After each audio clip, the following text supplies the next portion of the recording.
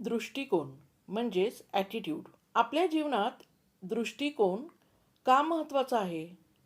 Perception म्हणजेच घटना कशी दिसते ते आपल्या दृष्टिकोनावर अवलंबून असतं. मानसशास्त्र सांगतं की एखादी घटना स्वतः चांगली किंवा वाईट नसते. आपण तिला कसं पाहतो यावर तिचं महत्त्व ठरतं. विचारांचं मूल्यमापन किंवा तपासणी म्हणजेच कॉग्नेटिव्ह ॲप्रेझल म्हणजे आपण एखाद्या परिस्थितीला कसं बघतो ते ठरवतं की आपल्याला ती परिस्थिती कशी वाटते.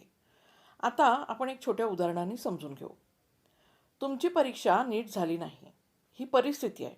नकारात्मक दृष्टिकोन कसा असेल तर विचार आला, मी पूर्णपणे अपयशी झालो किंवा झाले आहे.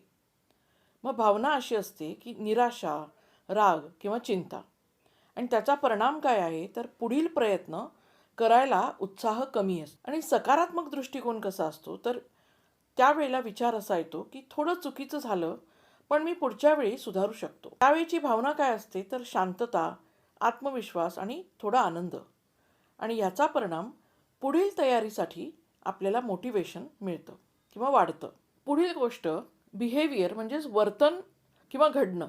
आपल्या दृष्टिकोनानुसार आपण कृती करतो. मी करू शकतो असा दृष्टिकोन जर आपला असेल तर कृती ही धाडसी असते. आणि मी अपयशी होईन असा जर दृष्टिकोन आपला असेल तर आपण सुरुवातच करत नाही. या सगळ्याचा आपल्या नात्यावर परिणाम काय होतो बरं? सकारात्मक दृष्टिकोन असलेले लोक अधिक सहकार्यशील, समजूतदार असतात. त्यामुळे नाती मजबूत होतात. संकटातून उभं राहणं म्हणजेच रेझिलियन्स. मानसशास्त्र सांगतं की कठीण काळात टिकून राहण्यासाठी दृष्टिकोन फार महत्त्वाचा असतो.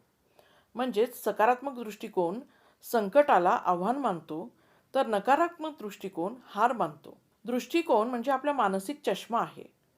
तो बदलला की जगाकडे बघण्याची दृष्टी, भावना, कृती आणि परिणाम सगळं बदलतं. समजा एखादी व्यक्ती दररोज सकाळी व्यायाम करण्याचा विचार करते, पण उद्या व्यायाम सुरू करीन असं म्हणत हे पोस्टपोन करत राहते. एक दिवस त्या व्यक्तीने विचार केला, आज फक्त 5 मिनटं व्यायाम करू किंवा जॉगिंग करू, काहीच झालं नाही तर थांबवू शकतो. आश्चर्याची गोष्ट म्हणजे ती व्यक्ती फक्त 5 मिनिटांसाठी बाहेर गेली, पण एकदा व्यायाम सुरू केल्यावर 30 मिनिटांचा संपूर्ण व्यायाम त्या व्यक्तीने केला.